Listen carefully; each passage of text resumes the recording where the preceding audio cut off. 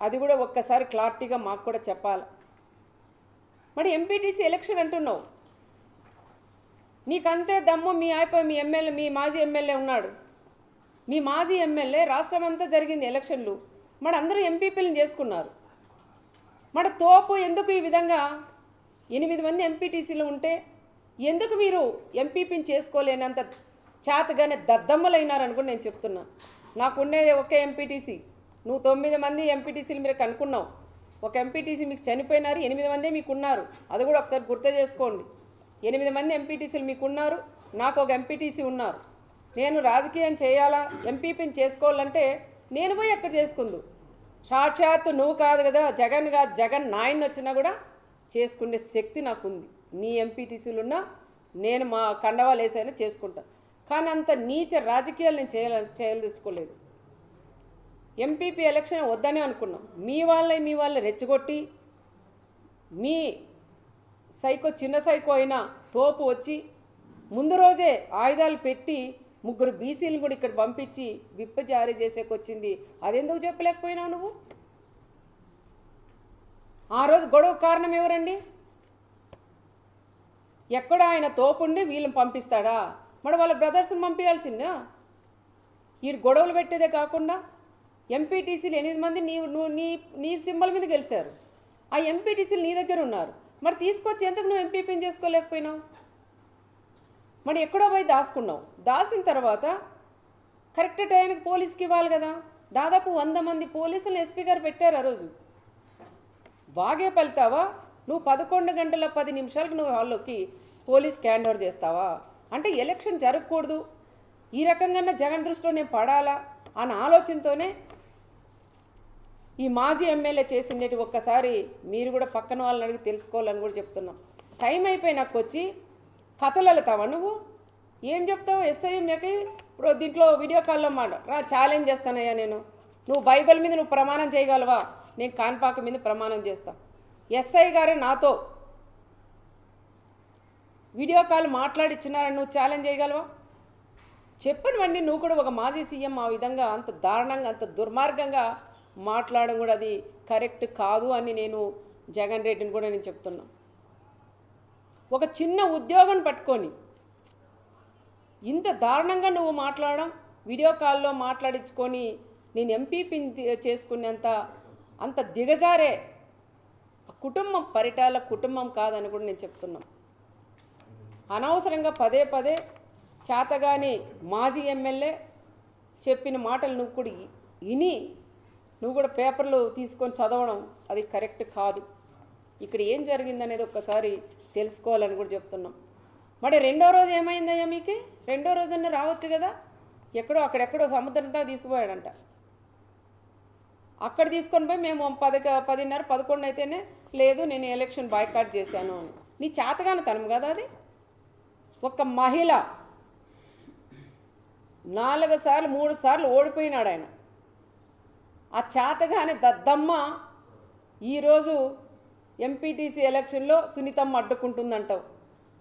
ఒక ఆడ మనిషి చేతలో నువ్వు అడ్డుకుంటున్నారంటే నీ పక్కన కూర్చుండే నీ మాజీ ఎమ్మెల్యేలు కూడా నవ్వే పరిస్థితి కూడా ఏర్పడుతుంది. చేతగాని మాజీ ఎమ్మెల్యేలు కూడా ఈరోజు ఎంపీటీసీలను తీసుకొని పోయి వాళ్ళు ప్రమాణ స్వీకారం చేయించుకున్నారు. నువ్వేదో తోపు అని చెప్పుకుంటావు, ఇక్కడ చూస్తే తోపు లేదు, జీరో అయిపోయినావు. నువ్వు మాట్లాడతావా మా గురించి? మళ్ళీ పోలీసుల గురించి. పోలీసులు కూడా ఇప్పుడైనా తెలుసుకొని మాట్లాడాలి. ఎందుకంటే మొన్న జరిగినప్పుడైనా ఎస్పీ మేడం గారికి కూడా నేను చెప్తున్నాం, పదే పోలీసుల్ని టార్గెట్ చేసి మాట్లాడుతున్నారు. అమ్మా ఇప్పుడైనా ఎస్పీ గారు మీరు మాట్లాడండి, మీ వాళ్ళకు కూడా మీరు భరోసా ఇవ్వండి. మీరు ఎందుకు సైలెంట్గా ఉన్నారో నాకు కూడా అర్థం కాలేదు. ఒక మహిళ ఎస్పీ వచ్చిందని ఎంతో గర్వపడినా, ఒక మహిళగా నువ్వు గర్వంగా మమ్మల్ని కూడా తలెత్తుకునేలాగా చేయాలి. మీరు ఒక ప్రెస్ మీట్ పెట్టండి. ఏం జరిగింది ఆ రోజు లింగమయ్య దాంట్లో ఏం జరిగింది, ఇప్పుడు ఏం జరిగింది, ఈరోజు జగన్ రెడ్డి ఏం చెప్పారు, పోలీసులు నిజంగా అడ్డుకున్నారా, ఈ విషయాలన్నీ కూడా చెప్పే బాధ్యత ఇది ఎస్పీ గారి మీద కూడా ఉంది. ఇప్పుడు కూడా మీరు నోరు తెరవకపోతే చాలామంది మీరేం పెద్ద ఆఫీసర్లు పైన వెళ్ళిపోతారు, చిన్న పోలీసులు బలైపోతారు తల్లి. ఇప్పుడైనా మీరు ఒక ప్రెస్ మీట్ పెట్టండి అని ఒక ఎమ్మెల్యేగా మిమ్మల్ని కూడా నేను కోరుకుంటున్నాం. ఎక్కడ చూసినా అడ్డుకుంటున్నారు అంటున్నారు. ఏ సాక్షి టీవీలో వచ్చినా పోలీసులను అడ్డం పెట్టి ఎక్కడ పడితే మా వాళ్ళంతా తండోపతండాలుగా వేలాది మంది వస్తున్నారు, అడ్డుకుంటున్నారు అంటున్నారు. రండయ్యా, ఎక్కడ అడ్డుకున్నారు? ఒక్క ప్లేస్ చూపించండి. మీరే సాక్షి ఛానల్ జిల్లాలో ఉండేటివన్నీ మండలాలు కోటి ఉంటాయంటే అవన్నీ తెచ్చి గొట్టాలు పెడుతున్నారు. అడ్డుకున్నారు. అడ్డుకుంటే మరి ఇంతమంది 3000 మంది ఎట్లొస్తారు? హెలికాప్టర్ దగ్గరికి 3000 మంది పైన ఎట్లొస్తారు అంటున్నా. పోలీసే అడ్డుకుంటే ఒక్క వెహికల్ కూడా రాదు. జగన్ దిగాల, పోయి పరామర్శించి బండెక్కి పోయే పరిస్థితి ఉండేది. కానీ ఆ పరిస్థితి లేకోకుండా మా నాయకుడు చంద్రబాబు నాయుడు గారు ఆ విధంగా వద్దు, ఎవరికైనా స్వేచ్ఛ ఉండాలా, రమ్మనండి, బందోబస్తు పెట్టండి, పంపించండి అని గౌరవంగా పంపిమ్మనే మా నాయకుడు చంద్రబాబు నాయుడు గారు చెప్పారు. మా నాయకుడే అనుకోనింటే ఈరోజు నువ్వు ఈ మండలంలోకి కూడా అడుగుపెట్టు. మా కార్యకర్తలు మేమే అనుకోనింటే ఈరోజు ఈ మండలంలోకి నువ్వు అడుగు పెట్టవని మరొక్కసారి పులివెందుల ఎమ్మెల్యే గారు కూడా నేను పేరున కూడా నేను కూడా తెలియజేసుకుంటూ, పదే మీరు అనవసరంగా లేనివి ఉన్నట్టు సృష్టించి మాట్లాడడం కూడా అది కరెక్ట్ కాదు.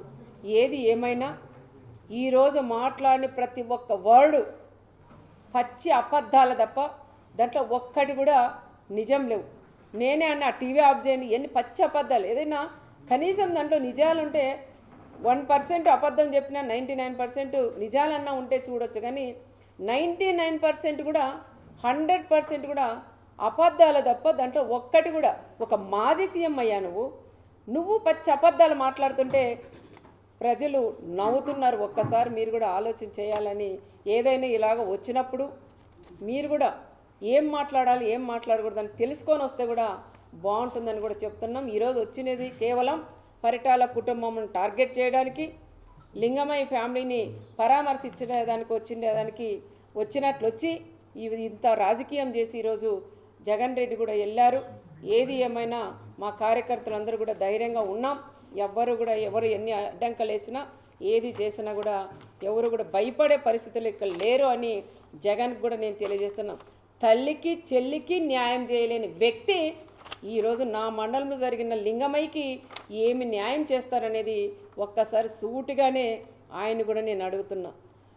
అన్న మా నాన్న చనిపోయాడు, నాకు న్యాయం చెయ్యండి అని 2 చేతులు ఎత్తి జోడించి ఒక సునీతమ్మ జోడించి అడిగితే కూడా ఆ తల్లికి నువ్వు న్యాయం చేయలేని వ్యక్తి ఈరోజు లింగమయ్యకి నువ్వు ఏం న్యాయం చేస్తావయ్యా అని ఆయన్ని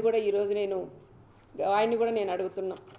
ఇంకొకసారి ఎక్కడన్నా నువ్వు పోయినప్పుడు జైలు పలికించుకుంటూ ఎవరైనా చనిపోతే ఆ కుటుంబంతో ఏ విధంగా కూర్చొని పరామర్శించాలనేది కూడా తెలియని వ్యక్తి నువ్వు అని కూడా చెప్తున్నావు. ఎందుకు వస్తాయాలు నవ్వులు? చావు అయిపోయి 9 రేపు దినమంట.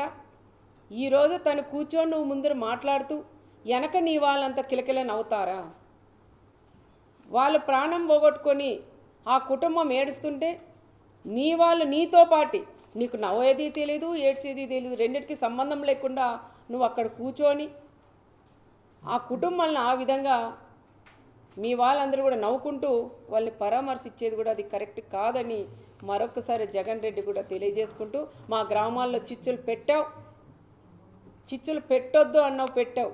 ఇంకోటి మా కార్యకర్తలందరూ ఒకటే ఛాలెంజ్ చేశారు, నువ్వు వస్తున్నావు బీసీలను నువ్వు చెప్తున్నావు, మరి బీసీలు నువ్వు వచ్చినప్పుడు ఈ రాప్తాడు నియోజకవర్గం ఒక బీసీ అభ్యర్థికి ఇన్ఛార్జ్ ఇవ్వమని ఛాలెంజ్ చేసి మా బీసీలందరూ కూడా అడిగారు.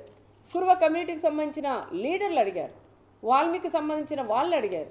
మరి నువ్వు అది చేసేకి నీ చేత కాలేదు, కానీ పచ్చి అబద్ధాలు చెప్పేకి మాత్రం పాపరెడ్డిపల్లి హత్య లింగమయ్యని వాడుకున్నాడని ప్రత్యేకంగా కూడా తెలియజేసుకుంటూ సెలవు తీసుకు.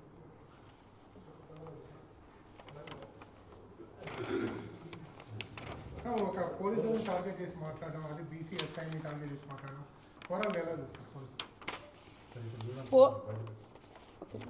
పోలీసుల్ని అదే చూడాలండి. ఎందుకంటే ఈరోజు జగన్ రెడ్డి వస్తున్నాడు, పులివెందుల ఎమ్మెల్యే వస్తున్నారని పోలీసులు కూడా రెడ్ కార్పెట్ వేసి ఆహ్వానించినారు. ఆ రోజు మా నాయకుడు చంద్రబాబు నాయుడు గారు ఎక్కడికి వెళ్ళినా దాదాపు 74 సంవత్సరాలు క్యాన్వాస్ ప్రచారాలకు ఏదైనా ప్రోగ్రాములు పోయినా లైట్లు ఆఫ్ చేసి నడిపించిన రోజులు కూడా మేము కళ్ళారా మాకు కళ్ళకు కట్టినట్లున్నాయి. ఆ విధంగా మేము కూడా చేయకోకుండా జగన్ రెడ్డి వచ్చినప్పుడు రెడ్ కార్పెట్ వేసి పోలీసుల్ని ఎక్కడ ఇబ్బంది లేకోకుండా వచ్చిన వాళ్ళ కార్యకర్తలు కూడా పంపించమని చెప్పిన నాయకుడు మా నాయకుడు చంద్రబాబు నాయుడు గారు. పోలీసు కూడా అదే విధంగా చేశారు. మరి పోలీసుని ఎందుకు టార్గెట్ చేస్తున్నారో అర్థం అంటే నీకు రెడ్ కార్పెట్ వేసిన దానిక, లేదంటే ఎక్కడ వాళ్ళు అక్కడ కట్ చేసి ఉంటే నీ దగ్గరకు ఒక పిల్లకుండా కూడా నీ దగ్గరికి రాదు. ఆ విధంగా చేసే శక్తి మా అన్న చంద్రబాబు నాయుడులో ఉంది. మరి ఈరోజు పదే పదే పోలీసులు కూడా చేస్తున్నారు. ఒక ఎస్ఐ అండి, ఒక బీసీకి సంబంధించిన ఒక ఎస్ఐని ఆయన ఎందుకు టార్గెట్ చేస్తున్నారో అర్థం కాల. ఆయన పదే పదే ఒక మాజీ సీఎం లెవెల్లో ఉండే వ్యక్తి ఒక బ్రోకర్ అంటాడు, ఒక ఎస్ఐ వచ్చి మన వీడియో కాల్లో మాట్లాడించినామంటారు. మన ఆ ఎస్ఐ కూడా ఎన్ని కష్టాలు పడుకొని చదువుకొని తల్లిదండ్రులు కూడా